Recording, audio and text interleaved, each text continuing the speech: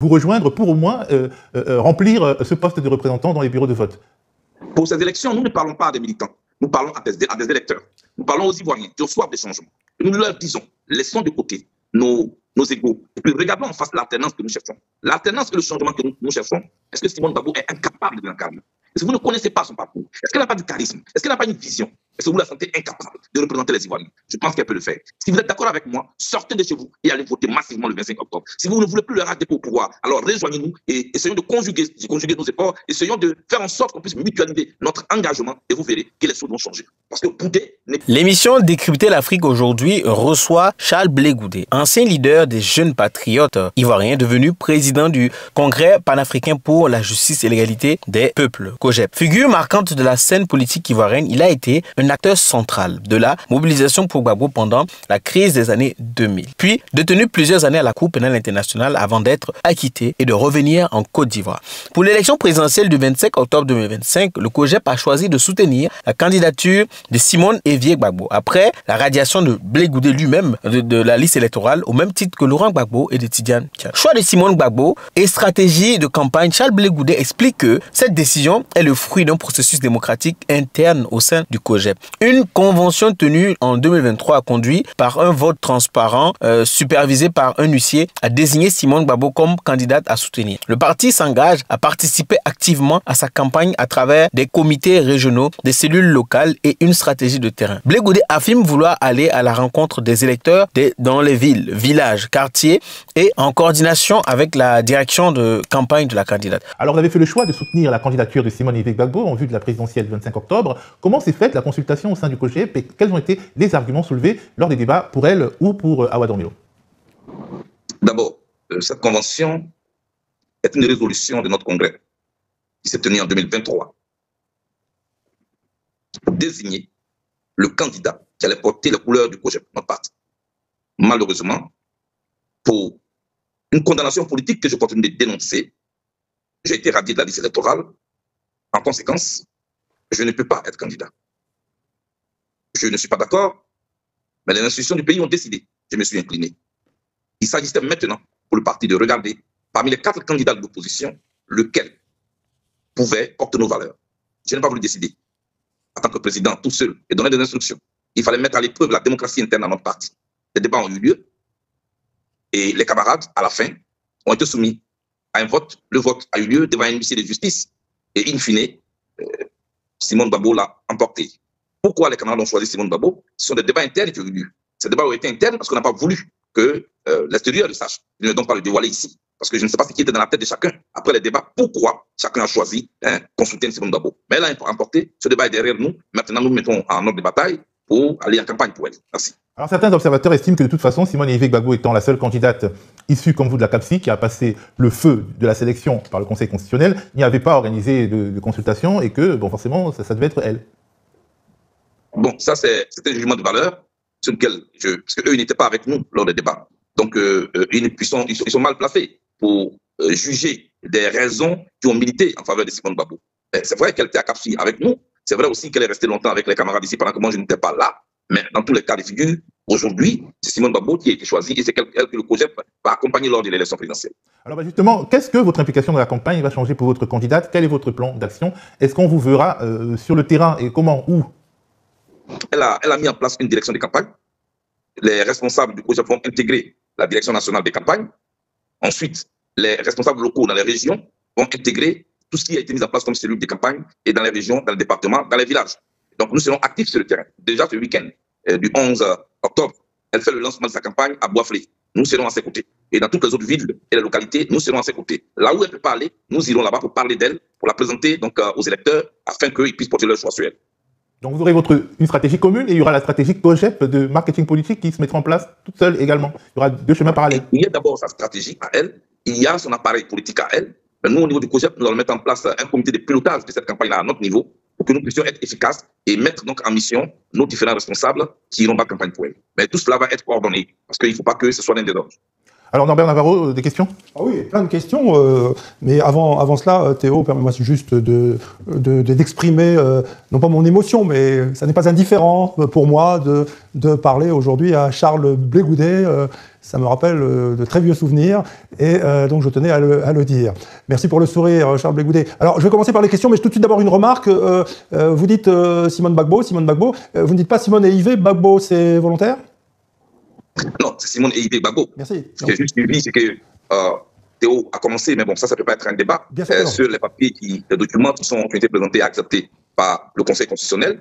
Et la candidate que nous soutenons s'appelle Simone et Yves, épouse Gbagbo. Merci beaucoup. Qui a été accepté, et c'est avec cela qu'elle va aux élections. Contexte électoral, les conditions de vote interrogées sur les tensions politiques et les restrictions observées à l'encontre d'autres candidats. Il appelle les autorités à garantir un scrutin libre et équitable. Il dit espérer une campagne pacifique tout en restant conscient des risques d'entrave. Pour lui, boycotter l'élection serait une erreur. Il encourage les électeurs à se mobiliser, rappelant qu'environ 5 millions d'Ivoiriens n'ont jamais voté. L'enjeu, selon lui, est de transformer la frustration et le découragement en participation démocratique. Message d'unité et appel au changement. Charles Blégoudet plaide pour une Côte d'Ivoire réconciliée. Il appelle l'opposition à dépasser les divisions personnelles pour se concentrer sur le projet national. Selon lui, ce n'est pas une question de victoire individuelle, mais de renaissance collective. Il affirme que Simone Gbagbo incarne cette perspective. Une femme d'expérience forgée par l'épreuve, porteuse d'un message de pardon et de rassemblement sur la transparence du scrutin. Très honnêtement, pensez-vous que cette élection présidentielle qui est programmée pour le 25 octobre en Côte d'Ivoire puisse se dérouler normalement? C'est le souhait que moi je mets. C'est le souhait que moi je mets. Mais entre mon souhait et ce qui nous attend, je ne peux pas prédire de ce qui va se passer. Mais moi, je pense que les candidats qui sont en liste, il faut leur permettre de faire campagne pour que cette campagne-là puisse bien se dérouler pour ne pas qu'on puisse réveiller les vieux démons. Ce n'est pas du tout mon souhait de réveiller les vieux démons parce que moi, je sais ce que c'est que l'exil, je sais ce que c'est que les emprisonnements, je sais ce que c'est que les morts que mon pays a subi ces dernières décennies. Aujourd'hui, en Côte d'Ivoire, l'élection, ça rime avec une déclaration de guerre. Dès qu'on parle d'élection en Côte d'Ivoire, les gens commencent déjà à plier bagages. Non, il faut tourner cette vieille page et puis ouvrir une page d'espoir que la Côte d'Ivoire puisse aller à ces élections normalement. Tel est mon souhait. Maintenant, est-ce que je pense? Je ne peux pas prédire. Oui. Charles Blégoudet, homme de paix en quelque sorte, ça on l'entend très bien, mais on a quand même en mémoire vos rencontres avec le RHDP au sein de la CAPSI, vous et Simone et Yves Gbagbo. Ne craignez-vous pas que certains pensent que vous modériez votre parole publique aujourd'hui parce que justement vous avez rencontré, en pure perte d'ailleurs, le parti du président Alassane Ouattara avant la pré-campagne? En quoi je réunis ma parole publique? Est-ce que vous pouvez m'expliquer en quoi je réunis ma parole publique? Parce que quand nous allions rencontrer le RHDP, c'était dans le but que des conditions soient créées, c'est dans le but qu'on puisse avoir des conditions minimales pour ces élections-là. Bon, ce qu'on espérait n'a pas été de tout ça. Mais nous disons, il faut que nous nous mettions en capacité de décider pour changer les choses. Nous pensons que la seule voie pour changer les choses en Côte d'Ivoire, c'est la voie des élections. Parce que dans ces conditions, l'opposition a quand même eu quelques élus. Dans les conditions que nous connaissons, avec cette même liste électorale. C'est pourquoi nous nous battons auprès des candidats pour que nous puissions aller à ces élections. Il y a près de 5 millions d'électeurs qui n'ont jamais voté en Côte d'Ivoire. Jusque-là, c'est entre 2 millions, 3 millions d'électeurs. Aujourd'hui, nous sommes 8 millions d'électeurs. Il faut aller chercher ces électeurs. Il ne faut pas bouder cette élection-là. Il ne faut pas bouder cette élection. Alors, justement, Charles Blégoudet, vous avez deux adversaires dans ce scrutin. Le pouvoir Ouattara d'un côté et le découragement, voire l'hostilité des militants du Front commun de l'autre. Est-ce que tout ne se jouera pas sur le taux de participation? Et quelles sont vos armes pour faire grimper ce taux de participation? Mais c'est à cela que sert la campagne électorale. Allez mobiliser les électeurs, allez leur donner l'espoir, allez leur dire que bouder cette élection, c'est faire le lit de l'adversaire. Jusque-là, le pouvoir a gagné près de 2 millions, 3 millions d'électeurs qui sont allés au vote. En 2010, on était près de 5 millions d'électeurs, 4 millions y ont participé. En 2015, il y avait 6 millions d'électeurs, seulement la moitié y a participé. En 2020, il y avait 7 millions, seulement 3 millions y ont participé, moins de la moitié. Aujourd'hui, nous sommes près de 8 millions 700.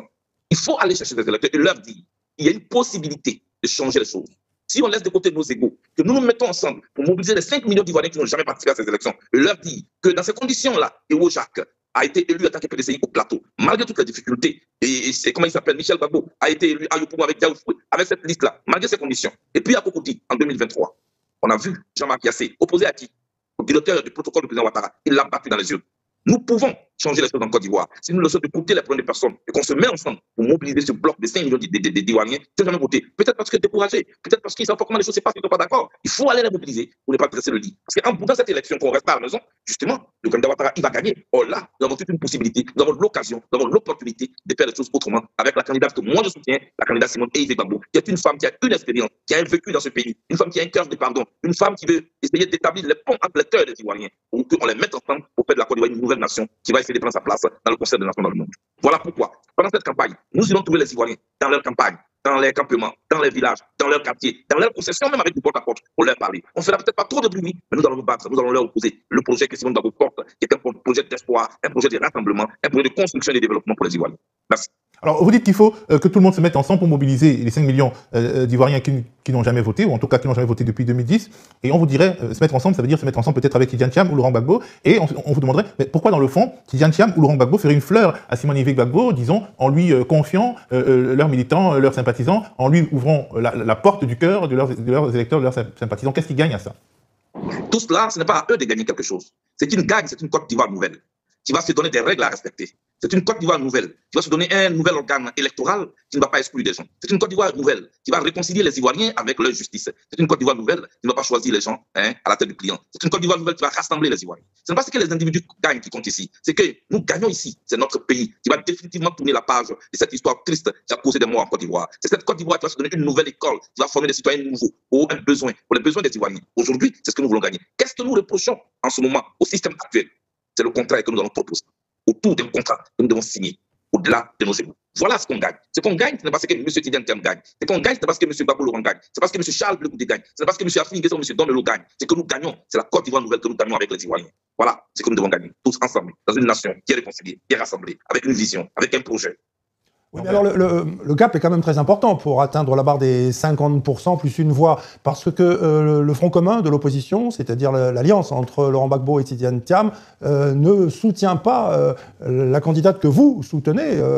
Comment comptez-vous vous y prendre? Est-ce que vous croyez qu'il suffit de lancer des appels un peu incantatoires aux électeurs pour qu'ils vous suivent? Et comment, en clair, comptez-vous, sans l'appui du Front commun, réveiller les abstentionnistes? Il n'y a pas d'appel incantatoire. Nous irons vers les Ivoiriens pour leur parler. Pour leur parler de ce qui est conçu comme projet de société pour changer leur vie. Parce qu'avant tout, c'est pour cela que nous rentrons en politique. Impacter positivement la vie, le quotidien de nos concitoyens. C'est de cela qu'il s'agit. Nous irons leur parler. La meilleure coalition, c'est aussi la coalition avec les Ivoiriens, avec les électeurs, à qui nous proposons des projets, à qui nous proposons une vision, à qui nous disons une nouvelle Côte d'Ivoire est possible avec Simone Ehifé Gbagbo. C'est vrai que les acteurs politiques, il aurait été souhaitable qu'ils se parlent. Mais il n'est même pas encore tard. On n'est pas encore au 25 octobre. Les gens auront le temps de se parler. C'est normal qu'il y ait une colère. Moi-même, m'arrive d'être en colère parce que quand je jette un regard sur les raisons qui ont milité et ont conduit à ma radiation de la liste, je ne suis pas content. Donc je comprends la colère des militants du PDCI-RDA. Je comprends la colère des militants du PPACI. Mais au-delà de colère, on fait quoi? Si nous ne votons pas, celui qui va gagner, il va nous gouverner. C'était fait en 2015, on a boudé les élections, pendant que moi j'étais en prison. En 2020 également, on a boudé les élections, pendant que j'étais en prison aussi. En 2025, on doit faire le bilan des boycotts. Parce que les boycotts ont empêché le candidat Ouattara d'être élu et de nous gouverner. Aujourd'hui, nous pensons qu'on peut faire les choses autrement. Parce que notre constitution, tous les 5 ans, nous donne la possibilité soit d'adouber ou alors de sanctionner dans les urnes. J'insiste toujours dans les urnes, parce que tel est mon principe de vie, telle est moi, ma vision de la politique. On peut changer les choses peuvent se faire autrement. Nous allons mettre dans la balance nos personnes, nos ambitions personnelles, et de l'autre côté, la Côte d'Ivoire. Il faut que la balance puisse aller vers la Côte d'Ivoire, mais pas avec n'importe qui. Est-ce qu'on ne connaît pas Simone Gbagbo? On la connaît. On connaît son expérience, on connaît son charisme, on connaît son leadership. Simone Gbagbo, elle est de gauche. Elle n'est pas quittée sur la planète Mars. Elle est ivoirienne. Les Ivoiriens la connaissent. Elle connaît ce qu'on appelle le meilleur. Elle connaît ce qu'on appelle aussi le pays. Elle sait pardonner. Elle sait aussi appeler au pardon. Parce qu'avant tout, on a besoin de ça. Cher monsieur, c'est de cela qu'il s'agit. C'est de cela que nous devons parler aux Ivoiriens. Merci. Alors, Simone Gbagbo, oui, mais que faire à ce moment-là de la candidature d'Awa Don-Melo? Est-ce que vous l'appelez à se rallier à Simone Gbagbo? Simone Gbagbo et Awa Don-Melo sont constamment en contact. Cela veut bien dire que... la plupart des réunions. Voilà. Ce sont des candidats qui continuent de se parler. Avant le 23 octobre, rien n'est encore tard. Les deux continuent de se parler. Je rencontre Don-Melo, je parle des journées avec lui, je continue de parler avec lui, il continue de parler avec Simone Gbagbo. Et je pense qu'on attend, peut-être même que d'ici là, la fumée blanche va sortir. Qui est-ce qui sait qui en sait quelque chose? Avec quel objectif ces rencontres entre Simone Ehifé Gbagbo et Awa Don-Melo? Mais d'abord, les deux se connaissent, ces deux compagnons de lutte, qui se connaissent depuis plus de 40 ans, qui appartiennent à la gauche ivoirienne, qui portent presque le même projet, qui sont interchangeables, comme le dit Don-Melo lui-même. Alors, peut-être que ce que les Ivoiriens entendent peut arriver. C'est qu'il serait facile qu'on puisse faire ce cadeau-là aux Ivoiriens et en leur offrant une candidature unique. C'est-à-dire, tout cela se discute. Est-ce que vous êtes en train d'appeler à un retrait de la candidature d'Awadon Melo, Charles Blégoudet? Non, ce n'est pas ce que j'ai dit. Ce que je dis, je ne sais pas qui des Awadon Melo ou de Simon Gbagbo va se rallier à l'un ou à l'autre, mais le fait que des discussions sont déjà en cours, c'est une très bonne chose. Cela n'empêche pas qu'il y ait campagne. Voilà, que les choses peuvent toujours s'organiser et s'arranger avant le 25 octobre. Mais pour le moment, les deux continuent de s'entretenir. Je peux vous le dire, je peux vous l'affirmer. Alors, vous dites, mais que faire? Mais le Front commun a dit quoi faire. Le Front commun veut marcher démocratiquement, pacifiquement. Ce samedi, le Front commun de l'opposition entend manifester pacifiquement dans la rue. Soutenez-vous cette marche? Non, moi, je n'ai pas à être ou à être contre. Je n'ai pas à être pour ou contre cette marche. Moi, je sais que Simone Gbagbo est candidate. Mon parti politique m'a mis en mission à ses côtés pour que je l'accompagne, pour qu'elle puisse gagner cette élection. À partir du 10 octobre, nous sommes en campagne. Nous faisons le lancement des campagnes. Je pense que c'est à cela que je m'appelle maintenant. Pour le reste, je n'ai pas de commentaires à faire. Moi, je respecte le choix des autres, de chercher leur voie. Je respecte toujours le choix des autres. Je suis pour les juger. Je n'ai pas à les juger. Ce que je fais, je suis en campagne. Et je comprends leurs collègues, je le répète encore. Personne ne peut les primer. Personne ne peut les moquer. Mais parce que leurs leaders n'ont pas été retenus pour les élections, faire la compétition présidentielle. Je peux comprendre moi-même, mais seulement que moi, j'ai plus de recul et j'ai plus d'autres voix. Et je respecte leur voix. Et je n'ai pas à la juger. Très bien. Donc ça, c'est parce que vous soutenez Simone et Yves Gbagbo que vous n'appelez pas vos militants et vos sympathisants à marcher le samedi qui vient. Mais remontons un mois en arrière. Et son contraire. Quel temps je prends pour faire la campagne de ma candidate et quel temps je prends pour aller marcher? Le 10 octobre prochain, c'est le lancement, le début de la campagne. Et là, je suis en campagne dès demain.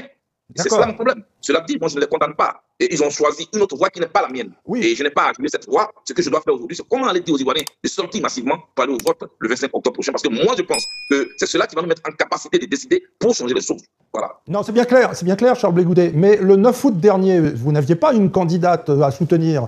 Et pourtant, ce jour-là, l'opposition a manifesté à Yopougon et vous avez brillé par votre absence à cette marche. Donc, à ce moment-là, comment pouvez-vous nous expliquer votre absence à cette marche de l'opposition du 9 août dernier? En France, quand le PS organise une marche, je pense que les Républicains ne se sentent pas concernés aussi. C'était le Front commun qui a appelé à cette marche, que je n'ai pas à condamner, que je n'ai pas à juger. Mais je ne suis pas membre du Front commun, je ne suis pas allé à cette marche à laquelle je n'ai d'ailleurs pas été invité. C'est tout. Cela ne veut pas dire que j'ai un problème avec eux. Je respecte toujours. Il faut respecter la démocratie. Il faut accepter que ce que l'un fait, l'autre n'est pas obligé de le faire. Ce n'est pas parce qu'ils sont allés marcher que je ne l'ai pas fait, que moi je suis coupable. Je peux vous dire que nous avions organisé un meeting le 31 mai 2025 dernier, mais le PPAC n'y était pas. Est-ce qu'on les a condamnés? Le GPS n'y était pas. Est-ce qu'on les a condamnés? Oui. Est-ce qu'on a dit qu'ils sont contre nous? Non. Mais parce qu'ils ne s'étaient pas condamnés, ils ne sont pas venus à notre match. D'accord, mais... Pourtant, nous avions appelé tout le monde à venir. Moi, j'ai fait des activités à travers tout le pays. Mais est-ce que les militants du PPAC viennent? Ce n'est pas pour autant que je vais leur en vouloir. Il faut accepter la démocratie pour laquelle nous nous battons. Il faut refuser la pensée unique. Quand un parti politique va se réunir, réfléchit, analyse et prend des décisions, ces décisions concernent ces militants et non toute la Côte d'Ivoire. On n'a pas à les blâmer, ils n'ont pas à nous blâmer. Voilà aussi ce que c'est que nous devons la différence. Mais le 9 août, Pascal Affi-N'Guessan, ancien Premier ministre, qui est membre de la CAPCI, était en tête de la marche. Pascal Affi-N'Guessan y est allé pour des raisons qui lui sont propres. Je ne suis pas Pascal Affi-N'Guessan, je suis Charles Blégoudet. Et je le respecte et il me respecte. Accepter que tout le monde n'est pas dans un même groupe, tout le monde n'est pas dans une même équipe. Et c'est cela la démocratie. Pourquoi vous voulez tous nous mettre dans un front dans lequel nous ne sommes pas? Pourquoi vous voulez forcément nous opposer? On n'est pas obligé de parler d'une même voix. Pardon, on n'est pas obligé de parler d'une seule voix. On peut porter les mêmes revendications, mais on n'est pas obligé d'être à la même place, au même lieu, pour les mêmes raisons. C'est ça aussi la démocratie, non? Il faut l'accepter. Ne blâmez pas, ne faites pas le bûcher des autres, parce qu'ils ne sont pas avec vous. C'est ça la démocratie. En Côte d'Ivoire, il y a le Front commun, il y a le COGEP, il y a le RHDP, il y a le PDCI, RDA, il y a d'autres partis politiques. On n'est pas obligé de faire la même chose. Justement, Charles Blégoudet. Écoutez-moi, il faut éviter de nous opposer. Charles Blégoudet, justement, on parlait du Front commun. Le COGEP n'est pas membre du Front commun. Le COGEP est membre de la CAPCI et on a l'impression qu'il y a de l'eau dans le gaz dans la CAPCI. En tout cas, le COGEP a suspendu ses activités au sein de la CAPCI et le MGC de Simone Yves Gbagbo s'est mis en retrait et a envoyé un représentant au sein de la CAPCI. Est-ce que la CAPCI survivra aux turbulences actuelles autour de la question participer ou pas participer au scrutin du 25 octobre? Monsieur Théophile, et tous ceux qui m'écoutent, dans la vie, chaque débat a sa tribune et chaque débat a son moment. Je vous dis, le 4 octobre dernier, le Congrès panafricain pour la justice et l'égalité des peuples, COGEP, dont je suis le président, s'est réuni en convention, a décidé d'aller aux élections présidentielles. Mieux, a décidé d'accompagner la candidate Simone Yves Gbagbo, a décidé d'aller mobiliser les électeurs ivoiriens qui puissent participer massivement à l'élection qui va avoir lieu. Dès cet instant, quel temps avons-nous pour nous consacrer à la campagne et quel temps avons-nous pour aller faire des réunions des 4 Côtes d'Ivoire? C'est tout. Deuxièmement, il y a certains membres des 4 Côtes d'Ivoire qui sont allés au Front commun, nous n'y sommes pas. Moi, je pense que le fait que nous n'y sommes pas, Ce n'est pas cela qui va dégrader nos rapports. On peut se retrouver plus tard dans d'autres cadres. Moi, j'ai passé des bons moments à Cap Côte d'Ivoire avec des aînés que je n'aimerais pas citer ici, avec des jeunes frères aussi, dont je respecte la différence. Mais on n'est pas obligé de se bagarrer sur tout. C'est pourquoi nous avons suspendu simplement notre participation à Cap Côte d'Ivoire et nous consacrer à l'élection qui arrive. Merci. Alors la question de la technologie électorale, pour ne pas dire de la fraude électorale, est dans tous les esprits. On voit déjà un certain esprit dans la configuration du bulletin unique, où le président sortant est mis en première position, contrairement aux usages, qui privilégie l'ordre alphabétique. Je ne sais pas si vous avez regardé ce bulletin unique, en tout cas les modèles de ce bulletin unique qui ont été diffusés déjà. Écoutez, le savoir déjà est un avantage. Quand vous avez l'information, votre intelligence est mise à rude épreuve. À vous maintenant de vous battre pour gagner les élections. Nous n'allons pas à ces élections par accompagner qui que ce soit. Nous voulons les gagner. Et nous allons les gagner. Nous allons nous donner les moyens de les gagner. Nous allons y travailler en tenant compte de tous les facteurs dont nous venons en ce moment de parler. Merci.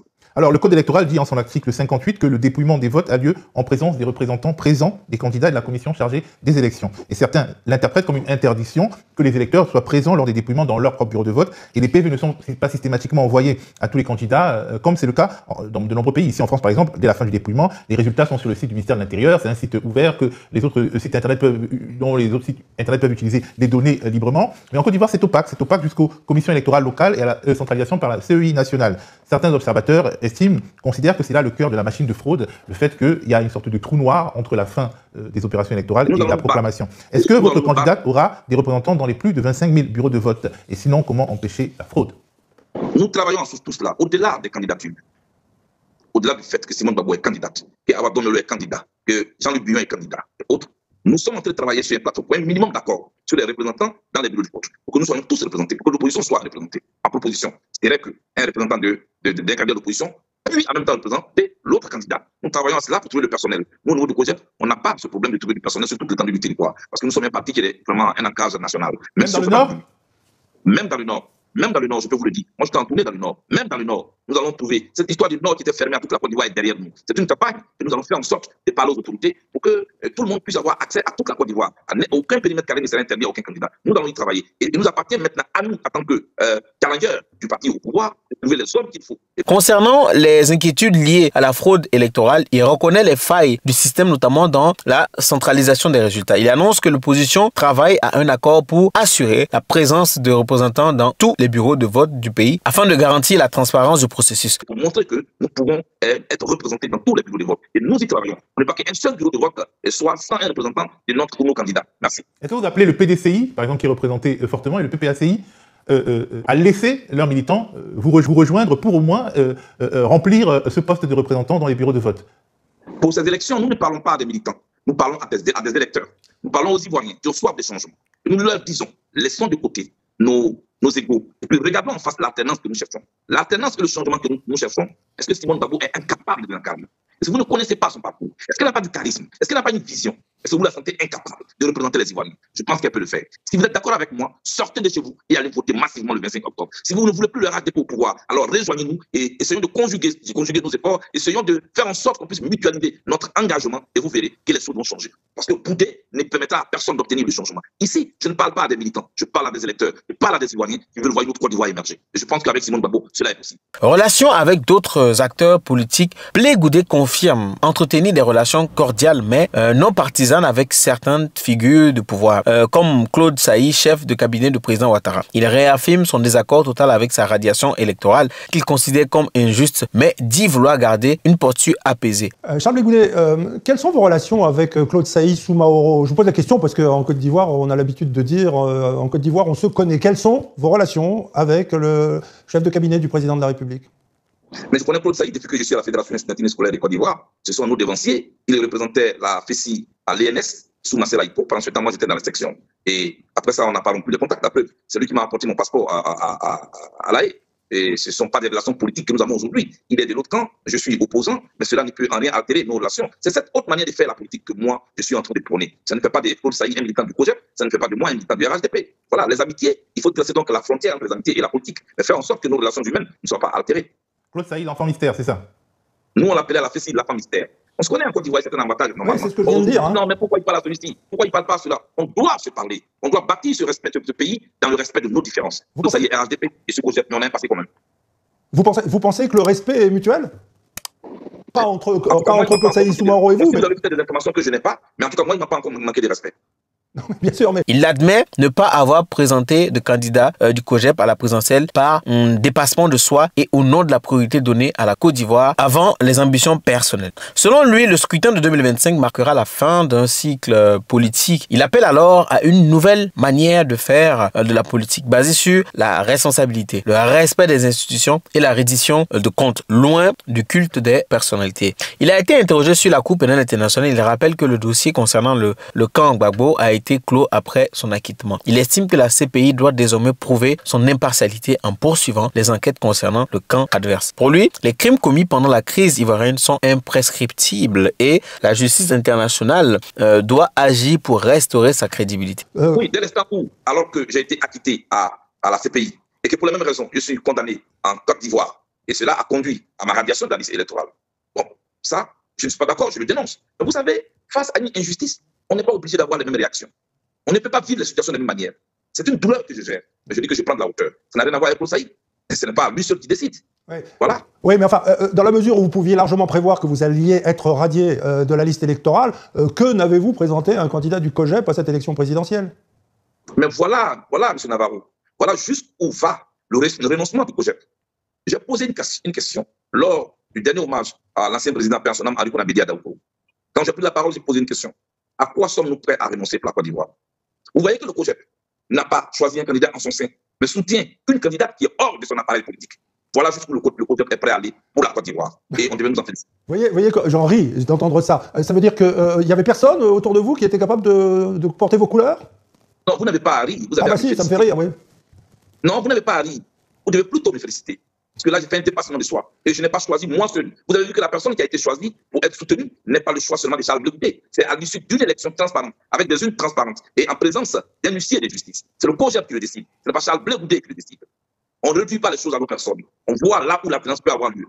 Oui. Mes camarades ont passé tout leur temps à se battre pour que je rentre en Côte d'Ivoire. Ils ne se sont pas présentés eux-mêmes à une élection présidentielle parce qu'ils pensaient tout naturellement que si je revenais, je pouvais le faire. La réalité est que je suis radié de la liste électorale. Qu'est-ce que nous faisons? On va se recopier sur nous-mêmes? On va se braquer? Non. Nous avons mis la Côte d'Ivoire au-dessus de tout. Les gens s'aiment tellement dans ce pays qu'ils n'ont pas d'amour pour la Côte d'Ivoire. Le COJEP est en train de le prouver. Et au lieu de rire, vous devez nous féliciter. Non, je ris parce que je pense à 2030, évidemment. Et tous les internautes qui nous suivent ont cette même pensée. D'ailleurs, ça me fait sourire, vous voyez. Mais je souris comme vous accompagne votre vie. Charles Blé Goudé, à plusieurs reprises, vous avez évoqué la Cour pénale internationale, dans les geôles de laquelle vous avez passé 7 ans. La Cour pénale internationale a instruit et jugé un camp, pas l'autre. Vous n'en parlez jamais de ça, de l'autre camp. Est-ce que cette affaire doit rester derrière tout le monde? Est-ce qu'on doit passer l'éponge? Est-ce qu'on doit juger les responsables de l'autre camp? Vous êtes bien concerné, vous avez souffert, donc vous savez ce que c'est. Est-ce que vous n'attendez pas quelque chose de la CPI? Ce que je sais, c'est que la CPI en Côte d'Ivoire joue sa crédibilité. J'ai été à la Cour pénale internationale pendant plus de 8 ans, et oui. Je sais que il y a 2 dossiers à la Cour pénale internationale en ce qui concerne la Côte d'Ivoire. Il y a le dossier OTP-CIV1 et il y a le dossier OTP-CIV2. Le CIV1 concerne le camp Gbagbo, qui était accusé de plan commun, décrit comme suite. Laurent Gbagbo, Simon Gbagbo, le général de Goblet et Charles Blé Goudé. Vous l'aviez remarqué, dès l'instant où Charles Blé Goudé et Gbagbo Laurent ont été acquittés, tout s'est affaissé parce qu'il n'y a pas eu de plan commun, ce qui a fait que le général de Gaulle et Simon Gbagbo n'ont plus eu un besoin qu'on les amène à la Cour pénale internationale. Ce dossier est donc clos et aucune autre juridiction au monde ne pourra jamais nous juger pour ces faits. A contrario, pour le CIV2, qui est ce dossier qui concerne le camp Ouattara et alliés, le procureur a dit qu'il fera les enquêtes et que les enquêtes même sont terminées. Les mandats d'arrêt sont certainement sous-scellés. Nous attendons qu'il montre au monde entier qu'il n'était pas venu régler seulement le compte d'un camp et qu'il fera donc ce qu'il y a à faire pour sa propre crédibilité. Parce que cette justice a été mise en place, la Cour pénale a été mise en place, non pas comme un gourdin judiciaire contre des gens indociles, mais pour établir la justice dans le monde. Il lui appartient maintenant, au regard de toutes les caméras du monde, de toute l'opinion du monde, de montrer qu'ils étaient venus simplement en Côte d'Ivoire parce qu'ils voulaient savoir qu'est-ce qui s'est passé. Ils ont maintenant l'occasion de donner des torts à tous ceux qui pensent qu'ils étaient venus pour régler des comptes. Nous attendons donc que... En parlant de CIV-OTP2, le chef visible de la rébellion, Guillaume Soro, est aujourd'hui membre de Trop c'est trop, la coalition menée par Laurent Gbagbo. Est-ce qu'il n'y a pas quelque chose de particulièrement flou dans la politique ivoirienne qui peut décourager les observateurs? Parce qu'on peut se dire, si eux-mêmes, ils sont d'accord pour cheminer ensemble après ces marées de sang, qui sommes-nous pour intervenir dans le cours de cette nation? Oh oui, ça, ce sont des pas politiques qui n'ont rien à voir avec des pas judiciaires. Voilà. La justice fait son rôle, la justice joue son rôle. quelqu'un vous a agressé, ce n'est pas parce que vous êtes en train de jouer avec lui ou de parler avec lui. La justice doit le laisser de côté. Et le fait que ce monsieur doit donc rendre compte et assumer les actes qu'il a posés. Je pense que cela n'a rien à voir du tout. La CPI est devant ses responsabilités et je pense que, de ce que je sais, puisque Laurent Gbagbo m'y avait laissé et puis il est rentré, moi j'étais là-bas. Je sais ce qui se passe, je sais ce qui se prépare. Ceux qui pensent que la CPI les a oubliés, je pense qu'ils se trompent. Moi je compare la CPI à un congélateur. Vous voyez, où il y a des dossiers bien congelés, mais à côté de la CPI, n'oubliez jamais qu'il y a un micro-ondes qui réchauffe les choses à tout moment. J'ai vu quelqu'un qui était nazi, qui est allé se cacher en Pologne, mais après de 80 ans, il a été arrêté. Et donc, ce sont des crimes imprescriptibles. Les crimes contre l'humanité sont des crimes imprescriptibles. Les crimes de guerre sont des crimes imprescriptibles. À tout moment, ça peut être réchauffé. Voilà. Est-ce que vous avez des nouvelles de Guillaume Soro? Est-ce que vous lui avez parlé? Si oui, pour quelle raison et quand? Non, je ne lui ai pas parlé. Pas parce que je ne veux pas lui parler, mais nous avons vécu tous deux des moments de clandestinité. On sait comment ça se passe. Aujourd'hui, il y a des mandats d'arrêt contre Guillaume Soro qui est condamné à perpétuité en Côte d'Ivoire. Il est réfugié quelque part dans un pays de l'AES. Et moi, on peut me tracer pour le retrouver. Je ne veux pas demain qu'on m'accuse de celui par qui on est passé pour pouvoir mettre la main sur lui. Je ne veux pas être responsable de tout cela. Je l'ai dit, moi je partage sa douleur parce que moi j'ai fait l'exil et je sais ce que c'est que l'exil. Je sais ce que c'est qu'être dans une telle posture. Ce que je veux, c'est que tous les enfants de la Côte d'Ivoire se retrouvent ici pour que la Côte d'Ivoire puisse se relancer et sa réconciliation. Merci. C'est-à-dire passer l'éponge? Du passé, faire table rase? Je parle de la Côte d'Ivoire qui doit retrouver ses enfants. Je ne parle pas de la justice. Moi, je suis passé par la case justice. J'ai été jugé devant toutes les caméras du monde. J'ai été acquitté. J'ai répondu de mes actes. Ma responsabilité a été définitivement située. Ça peut être le cas pour les autres. Mais je dis, voilà les raisons pour lesquelles je ne parle pas de Guillaume Soro pour le moment. Pas parce que je n'ai pas envie de lui parler. Je ne veux pas que ce soit par mon pied, qu'un jour un malheur lui arrive. Blé Goudé reste mesuré lorsqu'il évoque ses relations avec Laurent Gbagbo, qu'il continue de considérer comme un père politique, tout en refusant d'en discuter publiquement. Il dit croire que le temps apaisera les différends. Enfin, il décrit Simone Gbagbo comme une femme courageuse et expérimentée qui a connu la prison, la souffrance et le pardon. Il souligne sa démarche de réparation et de réconciliation nationale, sa volonté de reformer l'éducation pour former des citoyens patriotes et de transformer les ressources locales pour développer le pays. À travers elle, il espère aussi réhabiliter le rôle des femmes en politique, comparant son parcours à celui d'Ellen Johnson Sirleaf au Libéria. Alors, vous avez parlé de la CPI, de la haie. Vous étiez à la haie avec Laurent Gbagbo. Vous aviez l'air uni, en tout cas c'est ce qu'on voyait justement sur les caméras des télévisions, et depuis le retour en Côte d'Ivoire, les choses ne se passent pas de cette manière. Bien entendu, l'idée n'est pas de remuer le passé, mais quels peuvent être les leviers qui peuvent être activés pour que les fils du dialogue soient renoués? Et est-ce que vous partagez l'analyse de Awa Dombello selon laquelle au sein du PPACI, il y a des personnes qui jouent la division? Merci, je vous l'ai dit, c'est moi, Charles Blé Goudé, qui ai dit devant toutes les caméras du monde que le président Gbagbo est mon père. Je l'ai suivi au cours de sa mandature. Je l'ai suivi pendant qu'il était dans l'opposition. Et j'ai payé le prix cher jusqu'à ce qu'il soit à la Cour pénale internationale. Moi, je suis très heureux, je suis fier que la Cour pénale internationale ne s'est pas servie de moi comme le couteau de sacrifice pour abattre Laurent Gbagbo. Comme la Cour pénale internationale s'est servie de Naomi Campbell pour pouvoir condamner Charles Taylor, l'ancien président du Libéria. Vous voyez, j'ai joué mon rôle jusqu'au bout. Pour le reste, ce sont des questions que le temps va régler. Je ne veux pas parler de ma relation avec Laurent Gbagbo en public. L'opinion n'est pas concernée par ça. Je comprends son inquiétude, mais je ne veux pas en rajouter. Parce que je suis convaincu que le temps viendra où on parlera. On ne parle pas de son père en public. On m'a toujours posé cette question, j'ai toujours répondu avec la même réponse. Je pense que les choses peuvent un jour s'arranger. Il faut savoir gérer les moments comme ceux-là. Une relation, c'est une variable. Il y a des hauts et des bas. Il faut savoir gérer les moments des bas. Je respecte Laurent Gbagbo et je le respecterai jusqu'à la fin de mes jours. Justement, on va bientôt clore cette émission. Simone Yvick Gbagbo, que vous soutenez, est une femme politique qui a un parcours qui est spécial en Afrique. Quels sont, selon vous, ces arguments pour amener les gens à voter pour elle, en dehors des appareils politiques? Parce que là, pour l'instant, il n'a ni le PDCI, ni le PPACI. Quels sont ses atouts? Comment mobiliser en dehors? Simone Gbagbo, d'abord, son parcours politique joue en sa faveur. Elle a été députée en Côte d'Ivoire ici. Elle s'est battue pour l'être. Rien ne lui a jamais été offert sur une table d'or. Non. Simone Gbagbo s'est toujours battue pour ses libertés, mais aussi pour la liberté des autres. Deuxièmement, c'est une femme qui a été victime de violences. Tout le monde l'a vu. C'était mon vision. Alors, elle sort de là, Simone Gbagbo demande pardon à la nation et aux victimes de la guerre. Pourquoi? Parce que selon elle, et elle a raison de le dire, c'est vrai qu'elle n'était pas coupable, mais elle était responsable. C'est là qu'on fait la différence entre la culpabilité et la responsabilité politique. C'est sous le régime du président Gbagbo que tout cela a lieu. Il faut avoir du courage pour le faire. Mais quand elle le fait, elle n'emporte le pas à Nelson Mandela, elle n'emporte le pas à Winnie Mandela. Winnie Mandela a demandé pardon à la commission Vérité et Réconciliation d'Afrique du Sud. Et pourtant, elle et sa famille ont été victimes. Voilà où on voit la grandeur des âmes. Et en tant que telle, elle peut rassembler les citoyens. Elle peut. Moi, je parle avec elle. Simone Gbagbo veut d'abord passer par une étape de réparation. réparation morale, réparation matérielle, réparation financière pour tous ceux qui ont été victimes de cette guerre, sans considération d'ethnie, sans considération de parti politique ni de religion. C'est cela que je fais. Je parlais aussi des réparations, donc des récupérations, des restitutions de ceux qui ont perdu leur bien jusqu'aujourd'hui. Il y a des gens qui ont perdu leur bien, qui pourtant est le résultat de leur travail. Et puis finalement, il faut faire en sorte que les uns et les autres se pardonnent.